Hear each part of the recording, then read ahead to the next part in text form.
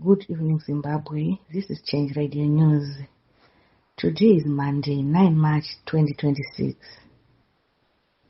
The news is read by Rutendo Chinzara. Here are the news headlines. President Nelson Chamisa dismisses bribery allegations. Ibetlu Rikazulu withdraws Concord challenge to Mnangagwa 2030 plan. Honorable Hahlwayo calls for stronger action on women's rights.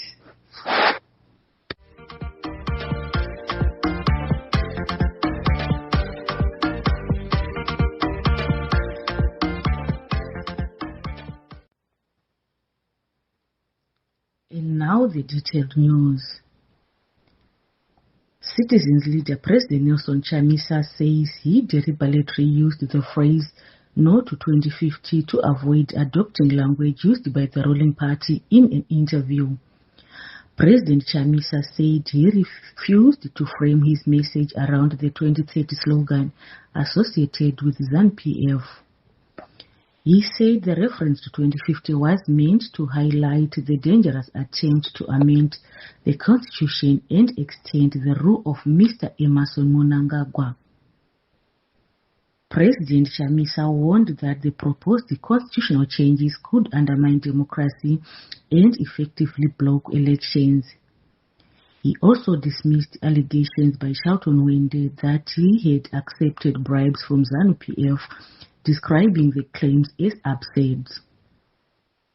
President Chamisa added that he has never privately engaged Mnangagwa since he came to power in 2017 and insisted political change in Zimbabwe would require collective action by citizens rather than reliance on a single leader. Meanwhile, political analyst Owen Magunje has defended President Nelson Chamisa, saying he is entitled to the same constitutional rights as any citizens, including freedom of speech. Magunje called on Zimbabwe to focus on governance challenges rather than personal attacks. Ibetlu Rikazulu and his Secretary General Mbuso Vuzwayo have withdrawn their Constitutional Court application challenging attempts to extend Emmerson Mnangagwa's term to 2030 and proposed the constitutional amendments. Vuzwayo said the group had instructed its lawyer to withdraw the case, citing what he described as an unrelenting smear campaign against the organization and its leadership following the court challenge. He said although the case has been withdrawn, the group will continue opposing the proposed constitutional changes through other means. Harare legislator Gladys Kudzaishe Hahlwayo has called for stronger action to advance the rights of women and girls as the world marked International Women's Day. In a message, Honorable Hahlwayo celebrated the achievements, courage, and resilience of women in Zimbabwe and around the world.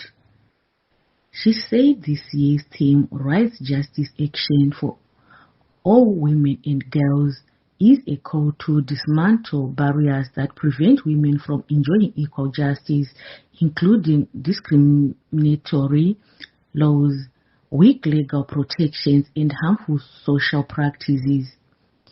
She noted that globally, women hold only about 64% of the legal rights enjoyed by men, highlighting the need for stronger efforts to close the gap. Honorable Hahlwayo also expressed concern over a proposal in the Constitution Amendment Bill to abolish the Zimbabwe Gender Commission. She said scrapping the commission would weaken institutional protection for women's rights and urged authorities to safeguard mechanisms that promote gender equality. Let's hear as he speaks.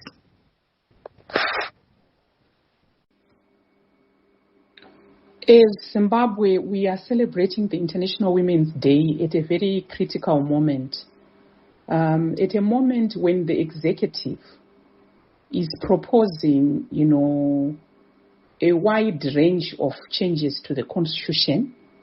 And one of the changes that it is proposing is to actually get rid of the Gender Commission, an independent commission that was set up in 2013 to monitor, gender issues, and to advance the rights of women, as it were, since they are the disadvantaged group.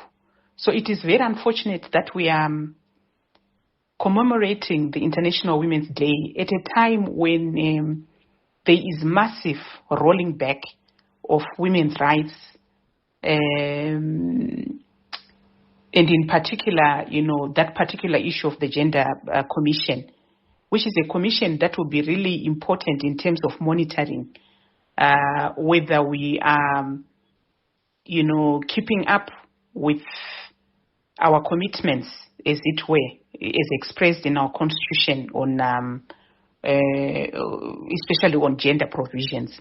So it's a very difficult moment, and this is why it is important for women of Zimbabwe to come together and to push back on this plan to get rid of the Gender Commission. It is an important, independent commission. It must be kept as, part of our, infrastructure, that supports democracy. We can't be talking about democracy when more than, 52% of the population is kept out of,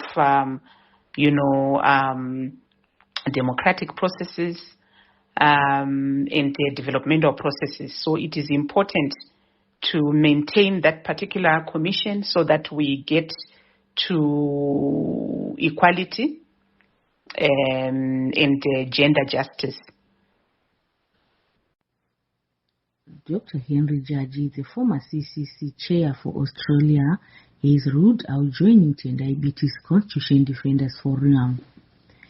In a post on X, Dr. Judge said although he supports defending the Constitution, he will not be a formal member of the forum. Dr. Judge, a closest associate of President Nelson Chamisa, had been mentioned as a potential figure in the initiative. He said after consulting those close to him, he decided against taking up an informal role. Dr. Judge added that his political views remain unchanged since 2008 and reiterated his opposition to extending presidential terms, saying no to 2013. Auxilia Mnangagwa has criticized ZANU-PF's Harare provincial leadership over growing factionalism and suspensions within the party. During a briefing ahead of the Angel of Hope Foundation meeting last week, she reportedly accused Harare provincial chairperson Goodwill's Masimurembra of destabilizing the party by suspending members instead of uniting it.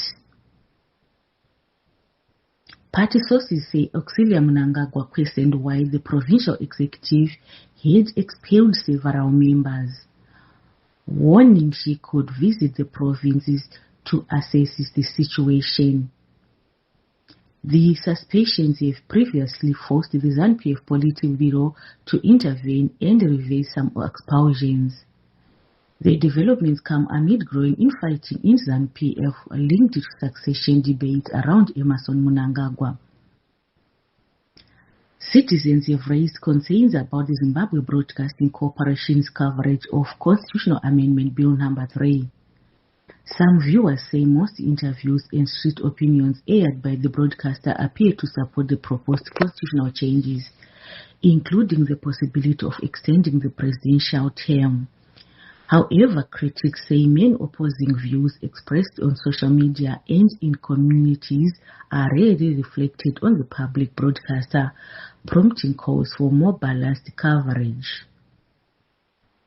ZANU-PF national leadership has nullified the removal of Mashonaland West Provincial Secretary Mishik Nyarubero, citing procedural violations. Secretary General Jacob Mudenda said the removal by the Provincial Executive Council was not in line with the party constitution and directed that proper disciplinary procedures be followed. A board of inquiry into allegations of embezzlement and misconduct in the province is still pending.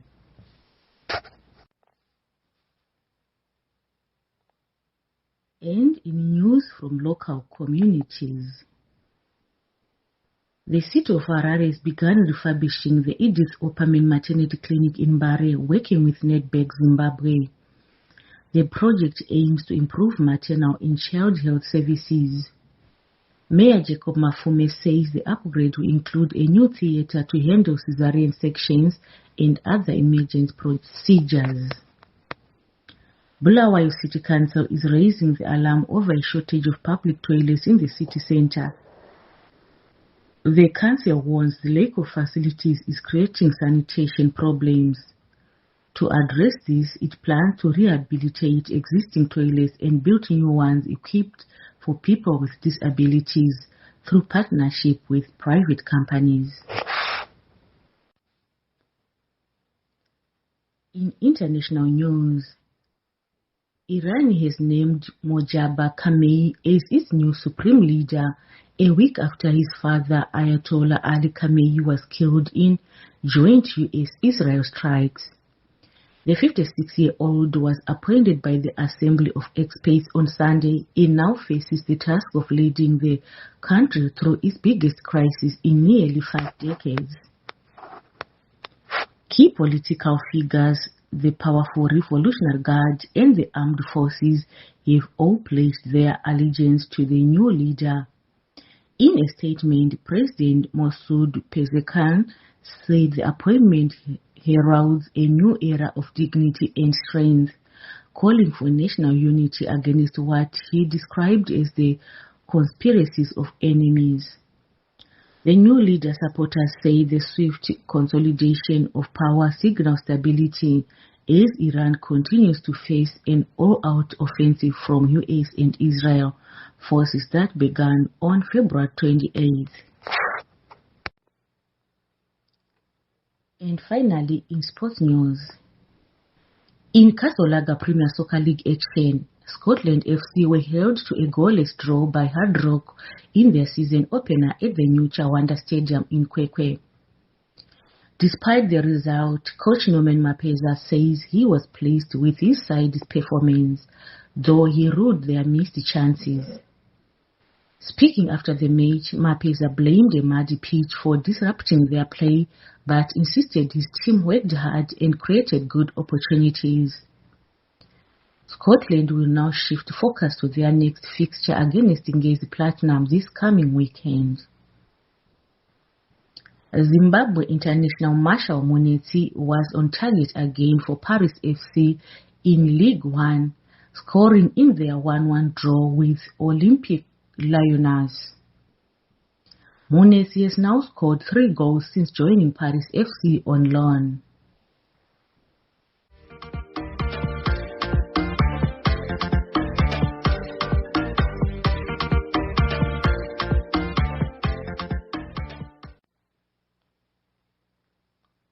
To end the news bulletin, here are the headlines once again.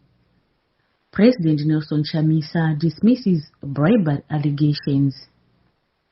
Ibe Florika Zulu withdraws Concord challenge to Mnangagwa's 2030 plan.